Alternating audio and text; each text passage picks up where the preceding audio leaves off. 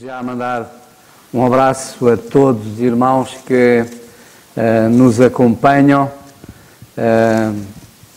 através da net e quero, portanto, mandar um abraço a todos, que o Senhor abençoe todos os irmãos espalhados por este mundo e que têm a possibilidade de acompanhar o estudo da palavra do Senhor. Então, vamos ler Colossenses capítulo 4 e vamos então ler este capítulo. Vós, senhores, fazei o que for justiça e equidade a vossos servos, sabendo que também tendes um Senhor nos céus. Preservarai a oração, velando nela com a ação de graças, orando também juntamente por nós, para que Deus nos abra a porta da palavra, a fim de falarmos do mistério de Cristo, pelo qual estou também preso. Para que o manifeste, me convém falar. Andai com sabedoria para os que estão de fora, remindo o tempo. A vossa palavra seja sempre agradável, temperada com sal, para que saibais como vos convém responder a cada um. Tíquico, irmão amado e fiel ministro, e conservo no Senhor, vos fará saber o meu estado, o qual vos enviei para o mesmo fim, para que saiba do vosso estado e console o vosso coração, juntamente com Onésimo, amado e fiel irmão, que é dos vossos. Eles vos farão saber tudo o que por aqui se passa. Aristarco, que está preso comigo, vos saúda, e Marcos, o sobrinho de Barnabé, acerca do qual já recebeste mandamento, se eu for ter convosco, recebei-o. E Jesus, chamado Justo, os quais são da circuncisão, são estes unicamente os meus cooperadores no reino de Deus, e para mim têm sido consolação. Saúda-vos Epáfras, que é dos vossos servos de Cristo, combatendo sempre por vós em oração, para que vos conserveis firmes, perfeitos e consumados em toda a vontade de Deus. Pois eu lhe dou testemunho de que têm grande zelo por vós, e pelos que estão em Laodiceia, e pelos que estão em Herápolis. Saúda-vos Lucas, o médico amado, e Demas. Saudai aos irmãos que estão em Laodiceia, e a Ninfa, e à igreja que está em sua casa. E quando esta epístola tiver sido lida entre vós, fazei também o seja na igreja dos Laodicenses, e a que veio de Laodiceia, lede a vós também. E dizei a Arquipo, atenta para o ministério que recebeste no Senhor, para que o cumpras. Saudação da minha mão, de Paulo. Lembrai-vos das minhas prisões. A graça seja convosco. Amém. Então, agora vamos ouvir a participação do nosso irmão Alberto e depois outro irmão que queira pode tomar o púlpito para apresentar o pensamento. Então vamos a Colossenses capítulo 4 e versículo 3, onde ainda nos encontramos. E no capítulo 4 e no versículo 3 nós lemos assim: orando também juntamente por nós, para que Deus nos abra a porta da palavra, a fim de falarmos do mistério de Cristo, pelo qual estou também preso. Nós temos visto vários pensamentos já sobre este versículo. O nosso irmão Alberto ainda se vai deter neste versículo, como nós já vamos ouvir certamente, e eu ando a acompanhá-lo, e então, ainda neste versículo, resolvi parar logo no início. Um pormenor importante que está aqui, no capítulo 4 e versículo 3. Orando também juntamente por nós. A palavra orando. Sabem que orando é um verbo que está no tempo gerúndio. E o gerúndio, que é uma das formas nominais do verbo, e que está aqui nesta passagem, uma vez que não faz parte de nenhum tempo, nem de nenhum modo verbal, o gerúndio, ele transmite ao verbo a ideia de uma ação prolongada. Quando aqui diz orando, o apóstolo está a falar de uma ação prolongada. Não é eu agora oro e paro. É eu oro e continuo a orar e não paro de orar. Paulo diz orando. Paulo não diz assim, orem. Se ele dissesse orem, era diferente. Ambas as formas estão no presente. Mas a forma simples que é a forma orem, enuncia um facto pontual, um facto do momento, de realização imediata e breve no tempo, enquanto que orando sugere duração, prolongamento no tempo. E é isto que eu quero chamar a vossa atenção para este pormenor. Orando também juntamente por nós. Ei, vocês não vão orar pontualmente por mim e parou. Não, vocês vão continuar a orar. Ele diz orando. Paulo fala muito na oração como uma ação prolongada. Hão de reparar que quando ele fala nas Escrituras e sobre a questão da oração, ele fala sempre da oração como uma ação prolongada. Ele próprio, na sua experiência pessoal, ele orou prolongadamente. E ele, por exemplo, em determinados aspectos, há um aspecto, por exemplo, que está nas suas epístolas, em que ele orou prolongadamente, até que Deus lhe mostrar claramente que aquilo pelo qual ele estava a orar não era da vontade dele. E nós certamente que nos lembramos do caso em que ele orou por um espinho na carne, e a Bíblia diz que orou 3 vezes. Mas as orações de Paulo não se circunscreviam apenas àquela oração específica do espinho na carne. Ele tinha, como nós já vamos ver nas Escrituras, ele tinha 1000 razões para orar. Portanto, orar pelo espinho da carne, que até teve algum prolongamento, porque ele diz que orou 3 vezes no tempo. Ok? E depois Deus mostrou-lhe claramente que a vontade dele não passava por aquilo que ele queria, e disse, a minha graça te basta. E ele não deixou de orar, porque ele tinha outros motivos para orar. E é isto que eu quero chamar a vossa atenção, é para os outros motivos para orar. Vamos ver como é que ele orava permanentemente. Primeiro, vejamos primeiro a prescrição que ele faz para a oração prolongada. Ele prescreve aos crentes, a nós, que oremos de forma prolongada. Ele diz em Romanos 12:12, alegrai-vos na esperança, sede pacientes na tribulação, perseverai na oração. Isto é oração prolongada. Perseverai na oração, Romanos 12:12. Aliás, o nosso próprio texto, aqui em Colossenses, no capítulo 4 e no versículo 3, no contexto imediato, para trás, atrás do nosso versículo, o versículo anterior, o versículo 2, diz, perseverai em oração. Já repararam que ele diz perseverai em oração? Velando nela com a ação de graças? E perseverar, o que é perseverar? Esta ação contínua da oração.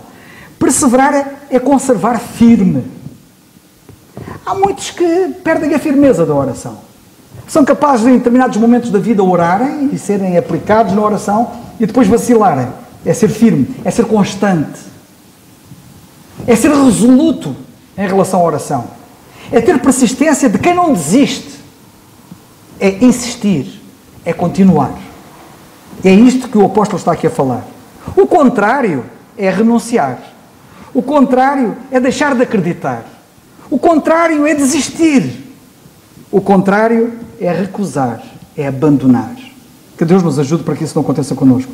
E Paulo diz isto aos outros, para eles perseverarem em oração, portanto terem uma oração em ação continuada, mas aquilo que ele diz aos outros, ele fazia e era um exemplo nisso. Como nós vamos ver adiante daqui a pouco. Em Lucas, no capítulo 18 e no versículo 1, nós lemos que o Senhor contou-lhes também uma parábola sobre o dever de orar sempre e nunca desfalecer. Já repararam que o Senhor um dia, quando cá estava na terra, ensinou uma parábola aos discípulos sobre o dever de orar sempre e nunca desfalecer? A não ser que nós saibamos que a resposta é claramente não para um determinado assunto, devemos orar sempre. E mesmo que ele diga não a esse determinado assunto, há muito mais para nós orarmos, não é só por aquele assunto, que é isto que nós já vamos ver. O que quero destacar nesta parábola que o Senhor ensinou em Lucas, no capítulo 18, a partir do versículo 1, é que nós temos ali uma mulher que queria obter qualquer coisa de um juiz, de um magistrado. E o magistrado não estava com muita vontade de ceder. E há um pormenor que é muito importante nessa parábola, é que ele era mau. Aquele magistrado era um homem mau. Mas sabem que ele acabou por a ceder ao pedido dela. Porquê? Por causa da importunação dela. E isto é um pormenor muito importante. Ele não responde àquela mulher pela bondade dele, mas pela importunação dela. E isto, para mim, dá-me um ânimo tremendo. Porque eu estou a falar com um Deus que é bom. Não estou a falar com alguém que é mau. Mas o que eu quero também chamar a vossa atenção é que nós às vezes esquecemos do aspecto da importunação da oração. Nós vivemos às vezes no fio da navalha, por assim dizer, numa linha ténue, em que precisamos de distinguir entre saber quando parar, porque não é da vontade de Deus, e ter a ousadia e o arrojo para pedir com fé, sendo importuno. É claro que nós temos que andar muito perto de Deus para podermos saber até onde é que vamos e como é que vamos. Mas não nos esqueçamos do aspecto da importunação, que foi isto que o Senhor ensinou com esta parábola desta mulher. E este aspecto da oração muitas vezes é ignorado. Por vezes o Senhor concede-nos aquilo que pedimos pela nossa importunação. Nem é pela sua graça, nem é pelo seu amor, nem é pela sua bondade, é pela nossa importunação. E eu não me esqueço que isto já vem de longe, isto não vem de agora, não vem nem do tempo do Senhor quando estava na terra, nem vem de agora, vem bem lá de trás. Jacó agarrou-se e não largou o Senhor enquanto não recebeu a bênção. Certamente conhecemos a passagem de Jacó, em que se agarrou ao Senhor e não largou até que recebeu a bênção. O Senhor atende pela nossa perseverança na oração. E Colossenses 4:3, a passagem que nós estamos a ver, comprova isso. Porque eles foram desafiados para orar por Paulo, para que as portas se abrissem, e nós conhecemos a história, e sabemos que as portas se abriram, e aqui há um pormenor muito importante. Reparem que o aspecto da oração continuada, e não parar de orar, não deixar de orar, permanecer na oração, perseverar na oração, neste aspecto é muito importante. Porque, mesmo as portas abrindo-se, há outras que precisam de se abrir. Porque os locais são vários onde o Evangelho estava a ser pregado e está a ser pregado. E mesmo que as portas se abram, há que permanecer na oração para que elas não se fechem. Não temos o caso de Ana, que nós temos também no Velho Testamento, a mãe de Samuel. No primeiro livro de Samuel, no capítulo 1, nos versículos 12 e 19, passo a citar o 12 e o 19, diz assim: sucedeu que, perseverando ela em orar perante o Senhor, atenção que isto é muito importante, perseverando ela em orar perante o Senhor. Há aqui um pormenor importante que não nos pode passar despercebido. É que nós às vezes podemos perseverar perante os homens, mas somos exortados a perseverar em oração perante o Senhor. Só o Senhor é que sabe, nem mais ninguém sabe que a gente está a orar por aquele assunto. Sucedeu que, perseverando ela em orar perante o Senhor se lembrou dela.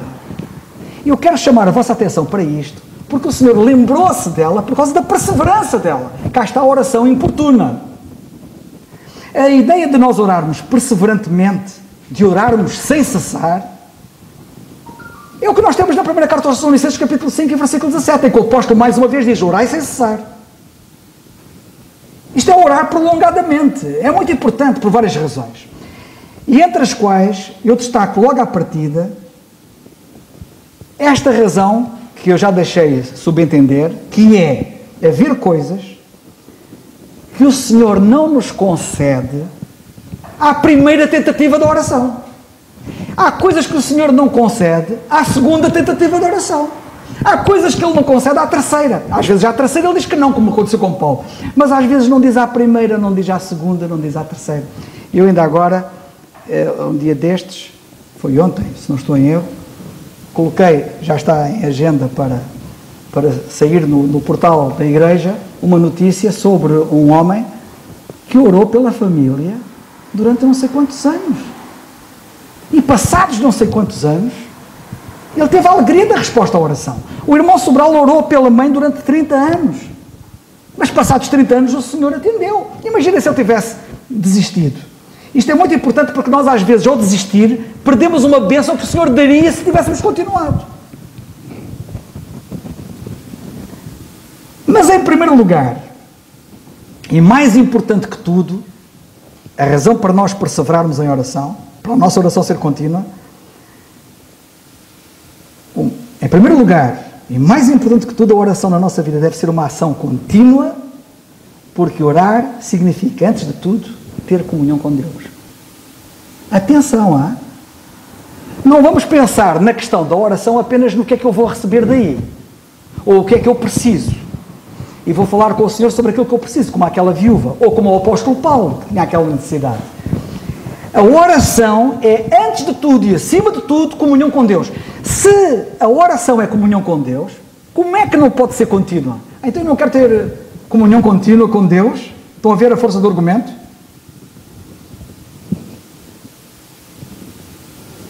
A nossa oração contínua evidencia o nosso desejo de estarmos em comunhão contínua com Deus e não espasmódica, só de vez em quando.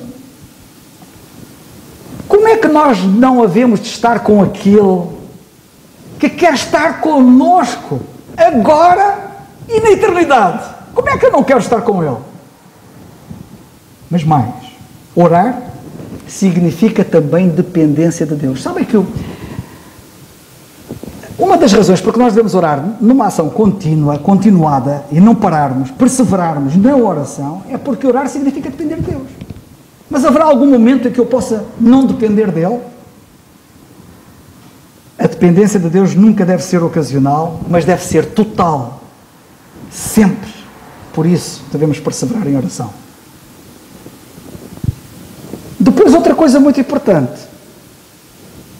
Ao orarmos continuamente pelos outros, que é o que temos no nosso texto, orando também juntamente por nós, como dizia uma pequena meditação que eu publiquei há 3 dias atrás, intitulada O Valor da Oração, a dada altura, o escritor daquela pequena meditação disse o seguinte: aquece o meu coração, notem o que ele disse, aquece o meu coração eu saber que outras pessoas se importam o suficiente para orar por mim. Quando os outros sabem que são motivo da oração de outros, isso dá-lhes grande ânimo. Essa é mais uma razão para eu não deixar de orar pelos outros. Em Filémon, no capítulo 1, só tem um capítulo, versículo 4, o apóstolo Paulo disse isto: graças dou ao meu Deus, lembrando-me sempre de ti. Isto é tremendo. Então, o apóstolo Paulo passava a vida a orar, certo? Se ele se lembrava sempre do Filémon, não é? Sempre me lembro de ti, nas minhas orações, não li o resto do versículo, lembro-me de ti, sempre nas minhas orações. E cá está, Paulo orava continuamente, Paulo perseverava na oração, ele não dizia aos outros, depois ele não fazia. Na segunda carta a Timóteo, no capítulo 1, versículo 3, quando ele escreve a Timóteo, ele diz assim: dou graças a Deus, a quem desde os meus antepassados sirvo com uma consciência pura, de que sem cessar, notem bem, sem cessar, faço memória de ti nas minhas orações, noite e dia. Tremendo. E só falamos de 2 crentes. Um chamado Filémon e outro chamado Timóteo. Será que ele fazia mais do que isto? Só por isto já dava para orar sempre. Agora vamos ver o seguinte. Na primeira carta aos Tessalonicenses, quando ele escreve a esta igreja em Tessalónica, ele diz no capítulo 1, versículo 2: sempre damos graças a Deus por vós, lembrando-me de vós nas minhas orações. Sempre. Agora já não eram 2. Agora era uma igreja inteira. E o que é que ele diz aos Efésios? No capítulo 1 e no versículo 16: não cesse de dar graças a Deus por vós, lembrando-me de vós nas minhas orações. Mais outra igreja. Agora vocês imaginem, para ele estar a orar por isto tudo, o tempo que ele tinha que ter para isto tudo. Se não orarmos, e agora atenção a isto, porque a nossa passagem diz orando por nós, a nossa passagem, Colossenses 4:3, que é aquela ação contínua da oração, ele está a dizer assim a eles: olha, orando, permaneçam a orar por nós. Se não orarmos pelos outros, sabem o que é que a gente contribui? Para o arrefecimento espiritual deles. Porque assim como o facto daquele crente saber que havendo alguém que orava por ele, o aquecia, o animava, o contrário também é verdade. E depois, quando nós não oramos pelos outros, ficamos muito admirados e fazemos pior. E criticamos, até criticamos, o arrefecimento de alguns. Esquecendo-nos nós que se calhar o arrefecimento de alguns é por incúria nossa, porque não oramos por eles. Tendo nós uma grande parte de responsabilidade no assunto. Será por acaso que lemos de Epáfras, na nossa epístola, aqui no capítulo 4, mais à frente, ainda não chegamos lá, no versículo 12, será por acaso lermos acerca de Epáfras isto? Saúda-vos Epáfras, que é dos vossos, servo de Cristo, combatendo sempre por vós em orações. Combatendo sempre por vós em orações, para que vos conserveis firmes. Estão a ver a ideia? As orações eram importantes para eles se conservarem firmes. E se ele não estivesse a fazer isso, o que é que eles iam acontecer? O que é que ia acontecer com eles? Iam fraquejar. Para vos conserveis firmes, perfeitos e consumados em toda a vontade de Deus. Irmãos, que isto nos sirva de desafio para atentarmos para o que o Senhor nos está a dizer aqui na sua palavra e mudarmos a nossa atitude em relação à oração, também em relação aos outros. E o que é que diz o apóstolo Paulo quando escreve aos Coríntios na segunda carta, no capítulo 1 e no versículo 11? Sabe o que ele diz? Ele diz assim: ajudando-nos também vós com orações por nós. Então, as orações ajudam alguém. E o apóstolo Paulo dizia que eles, orando por eles, estavam a ajudá-los.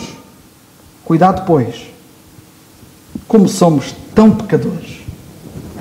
Não é verdade? Mais do que aquilo que a gente imagina.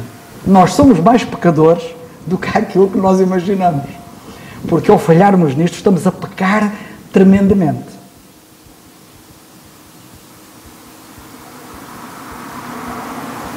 E já que estamos aqui a falar em pecarmos por não orarmos, o que é que diz o profeta Samuel no primeiro livro que ele escreve, no capítulo 12, versículo 23, diz ele assim: e quanto a mim, disse Samuel, o profeta, longe de mim que eu peque contra o Senhor, deixando de orar por vós. Longe de mim que eu peque contra o Senhor, deixando de orar. Nós às vezes pensamos que o pecado que nós cometemos, ou os pecados que nós cometemos, são ações que nós fazemos. É verdade, há muitas ações que são pecados. Mas há inações que também são pecados. Pecado não é só fazer certas coisas, é deixar de fazer algumas coisas. E uma delas é deixar de orar. E depois ele termina e diz assim: longe de mim que eu peque contra o Senhor, deixando de orar por vós, antes vos ensinarei o caminho bom e direito. Fantástico. Isto aqui exigiria que nós parássemos em cada um destes trechos e meditássemos profundamente neles. Como dizia, ontem eu ouvi uma mensagem fantástica, muito abençoada nas Fontainhas, pregada pelo Eliseu Alves. Ele deu uma mensagem maravilhosa. E a dada altura ele falou sobre o facto, ele falou sobre Daniel, o Sadraque, Mesaque e Abednego, como eu nunca ouvi falar. E a dada altura ele falou sobre a importância de sermos radicais. E a palavra radical vem de raiz. Nós precisamos de ir à raiz das coisas. Só assim é que somos radicais.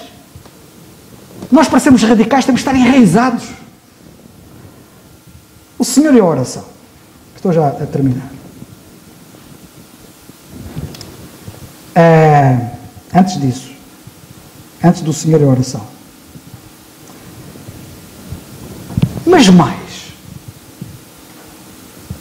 será que já não há nada mais para nós orarmos? Partindo do princípio que, olha, eu tinha aqui uma coisa para orar, como o apóstolo Paulo, aqui um espinho, e orei 3 vezes, e chega, eu vou parar. Já vimos que as razões que levavam Paulo a orar, levam-nos a nós, vinculam-nos à oração permanente. Mas, partindo do princípio que ainda alguém, ainda assim, pensasse que não havia mais para orar, eu gostava de dizer o seguinte: Será que já não há nada para orar? Não há nada para interceder? Não há nada para suplicar? Não há nada para agradecer? Há tanto. Tanto que as viúvas, acerca delas, Paulo escreve a Timóteo e diz assim: esperam em Deus e perseveram de noite e de dia em rogos e orações. As viúvas perseveram em orações de dia e de noite. O Senhor é oração. Será por acaso que ouvemos orar sempre? Vocês já repararam que o Senhor passava a vida a orar? Lembram-se o que é que disse Samuel? Longe de mim que eu peco contra o Senhor deixando de orar por vós. Portanto, deixando de orar é pecar. Vocês sabem que o Senhor nunca pecou, certo? Ele nunca pecou. Por isso vocês o veem sendo um homem da oração. Humanamente falando. É interessante repararmos que só no Evangelho de Lucas que ele é apresentado como homem, porque ele é apresentado de maneiras diferentes nos diversos Evangelhos. Em Lucas ele é o Filho do Homem, é apresentado como Filho do Homem, como homem. Nós vemos o homem perfeito a orar. 7 vezes lemos em ocasiões diferentes ele orar. 7 vezes. Será de admirar que depois não o vemos a pecar? Ele não pecava. Em Hebreus 5:7 lemos assim: o qual, acerca do Senhor Jesus, nos dias da sua carne, oferecendo, e eu aqui quero chamar a vossa atenção para o tempo verbal, oferecendo, está no gerúndio, cá está o gerúndio outra vez, na ação contínua, oferecendo, ação prolongada, com grande clamor e lágrimas, orações e súplicas ao que o podia livrar da morte, foi ouvido quanto ao que temia. E será por acaso ele ter dito em Lucas 22:46, quando pegou nos discípulos antes de ir à cruz e os levou para o jardim do Getsemane para orar, e ele disse-lhes isto: porque estáis dormindo? Levantai-vos. Eu parece, sabe de uma coisa, eu acho que se ele estivesse aqui hoje, ele dir-nos-ia provavelmente a mesma coisa. Porque estáis dormindo? Levantai-vos e orai, para que não entreis em tentação. Que o Senhor nos ajude, orando. Que assim seja. Eu estou no versículo 4. O nosso irmão Alberto e o Carlos ainda estão na mina do versículo 3, ainda há muito para explorar, certamente. Mas eu queria partilhar com os irmãos, mais uma vez, o apóstolo aqui diz para que, no versículo 4, que é o seguimento, por assim dizer, do versículo 3, onde ele diz que as mesmas orações que deveriam ajudar para que o manifeste como convém falar.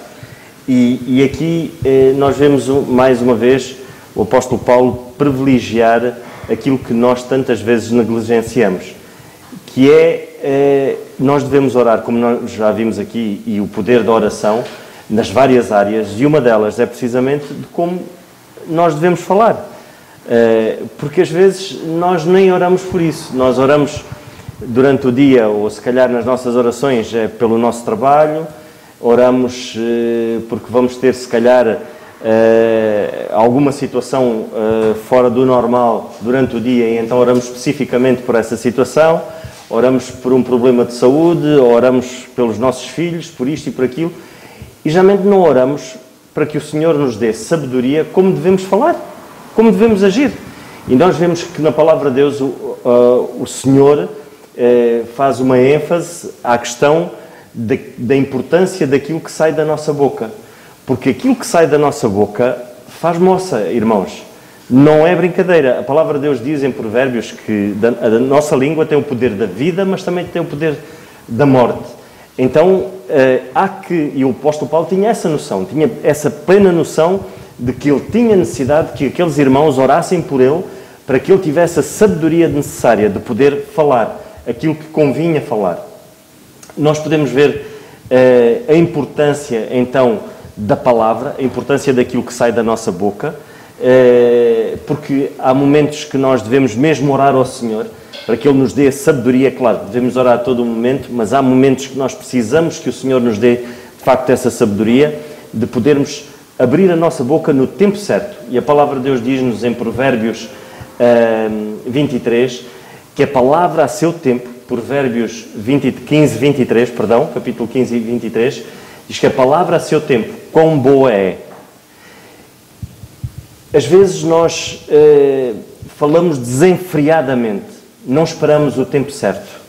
E o tempo certo é o tempo do Senhor. É preciso que o Senhor nos dê sabedoria para que, no tempo certo, saia da nossa boca palavras que façam moça.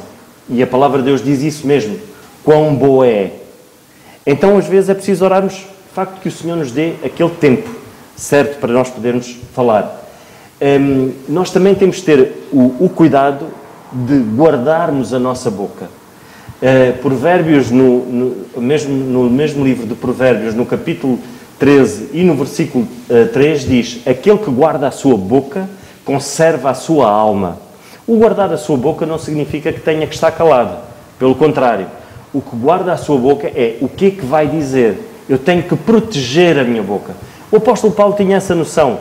Ele tinha noção que ele precisava das orações, porque ele precisava de proteger isso. Ele precisava de proteger a sua maneira de falar, a sua maneira de poder fazer chegar a palavra de uma maneira sábia aos corações daqueles que iam ouvir. Quantas vezes nós dizemos aquilo que nos convém dizer e não dizemos aquilo que os outros precisam de ouvir? Dizer aquilo que os outros precisam de ouvir tem que estar sempre de acordo com a palavra de Deus. Sempre, porque aqui está tudo. Não há nada que esteja de fora. Não há nenhum assunto pelo qual o Senhor não tenha contemplado e que não esteja aqui. Mas para isso nós temos que ter a palavra de Deus na nossa mente, no nosso coração. Daí, mais uma vez em Salmos, nós vermos o salmista dizer que guardava a palavra de Deus no seu coração para que não pecasse. É preciso nós termos esse cuidado, irmãos. Termos noção de que aquilo que nós vamos dizer... Quantas vezes eu acho que todos nós já passamos um bocadinho por isso, alguém diz assim: eu nunca mais me esqueci daquilo que tu disseste. Aquilo que tu disseste marcou-me. Quantas vezes já não aconteceu isso? Irmãos, que o Senhor nos dê sabedoria. De facto, de quando abrirmos a nossa boca, seja para a glória do nosso Deus e que possa servir de bênção para os outros. A mensagem que sai da nossa boca, o que importa é o impacto e o efeito que vai fazer no coração e nas almas de quem ouve. Não propriamente na nossa satisfação. Às vezes nós sentimos, não, eu disse aquilo que eu queria. Quantas vezes nós dizemos, infelizmente, que assim não seja com cada um de nós. Eu já ouvi esta expressão e eu acho que esta expressão é lastimável quando se diz: eu digo as coisas como aos malucos. Quem quiser ouvir, ouve. Quem não quiser... Isso, irmãos, não é cristão. Nós não devemos dizer as coisas como aos malucos. De maneira nenhuma. Nós temos que medir as nossas palavras. Se o Senhor diz para eu guardar... se eu guardar a minha boca, se eu proteger a minha boca, eu vou conservar a minha alma. Para que é que eu quero conservar a minha alma? Para que possa ser um instrumento nas mãos de Deus e eu possa ser utilizado. Que o Senhor nos ajude, irmãos. Teremos mais, certamente, o nosso irmão Alberto, o Zé e o Carlos e outros irmãos, mais pensamentos para poder partilhar connosco em relação a este versículo, mas vamos ficar por aqui. Mas é só no sentido de que, de facto, é preciso ter cuidado com aquilo que nós dizemos. Muito cuidado. Que o Senhor assim nos ajude. Vamos então ouvir o nosso irmão Alberto e um abraço desde já para ele. Graças a Deus por sua palavra.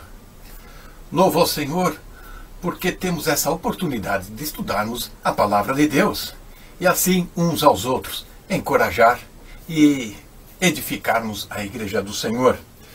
Colossenses capítulo 4, no verso 3. Orando também juntamente por nós, para que Deus nos abra a porta da palavra, a fim de falarmos do mistério de Cristo, pelo qual estou também preso.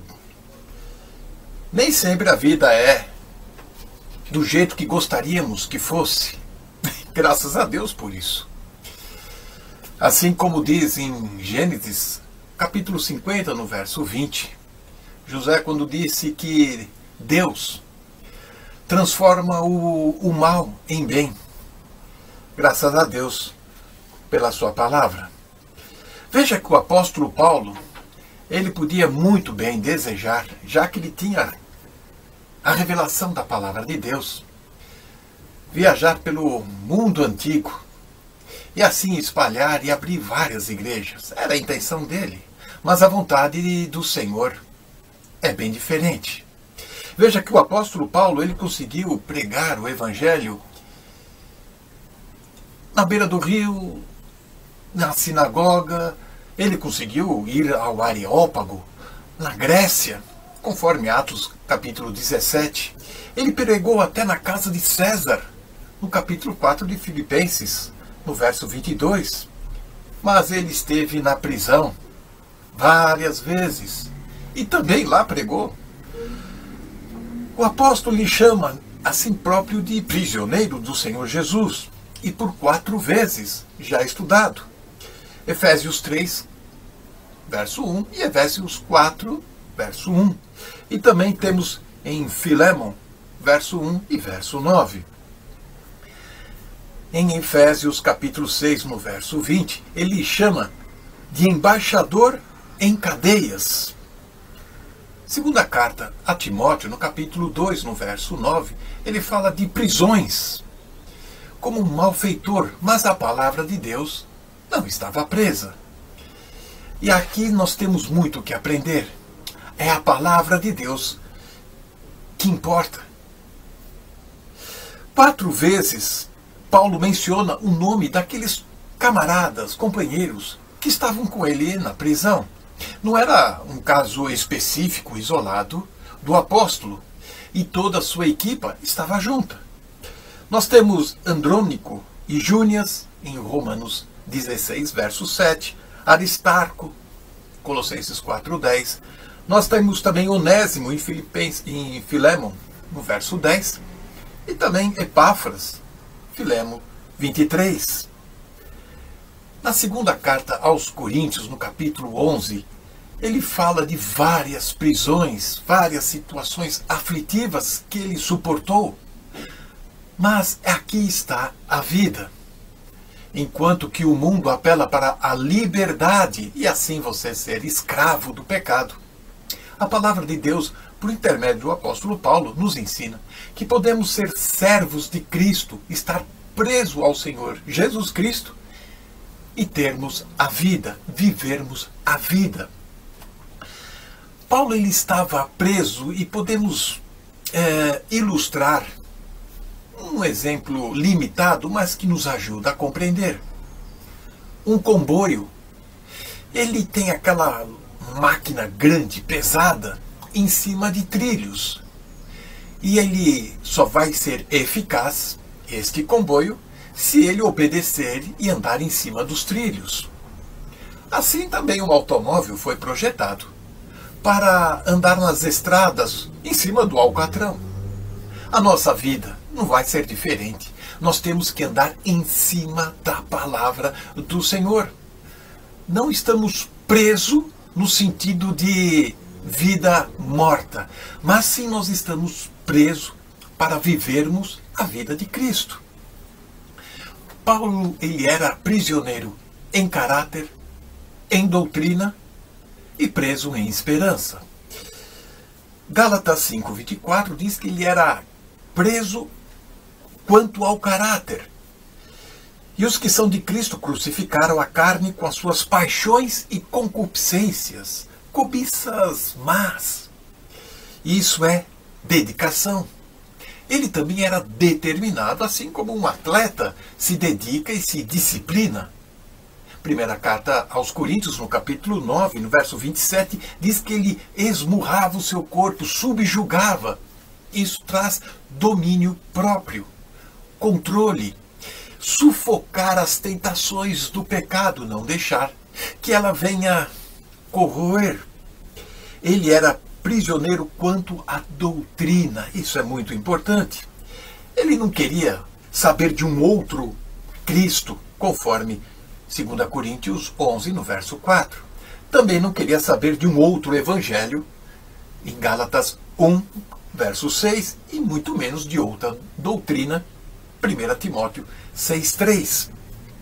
Ele cria e vivia sobre esta revelação da mensagem de Cristo na sua vida. e isso lhe bastava. Paulo ele não era como muitos, como os gregos de Atos 17, no verso 21. Estes sim eram ávidos por novidades. Não sejamos mais meninos inconstantes, sendo levados à roda de qualquer vento de doutrina. Paulo também era preso quanto à esperança, mesmo sabendo da sua limitação, sabendo que estava definhando numa masmorra, numa prisão. A palavra de Deus estava livre, solta, não estava presa. E damos graças a Deus por isso, pois são nestes momentos de prisão, nesses momentos de solidão, que nós recebemos as cartas do apóstolo Paulo, que nos ensinam, que nos exortam, nos encorajam a vida cristã, a conhecer melhor o propósito do Senhor Jesus. Veja que Paulo, mesmo sabendo que estava definhando, e ele fala em Filémon, que era o Paulo o Velho, sabia que os seus dias estavam sendo contados. E ele diz que, assim como Jesus Cristo morreu, foi sepultado e ressuscitou, ele também tinha esta esperança da ressurreição, de um novo corpo, de uma nova viva esperança. Era essa a prisão dele. E o Senhor pode muito aproveitar a situação diversa que estamos passando e estamos vivendo, para assim levantar um testemunho forte de um Deus vivo, pessoal, que está presente. Que o Senhor nos dê capacidade de compreender o seu amor por nós. Deus nos abençoe. Amém.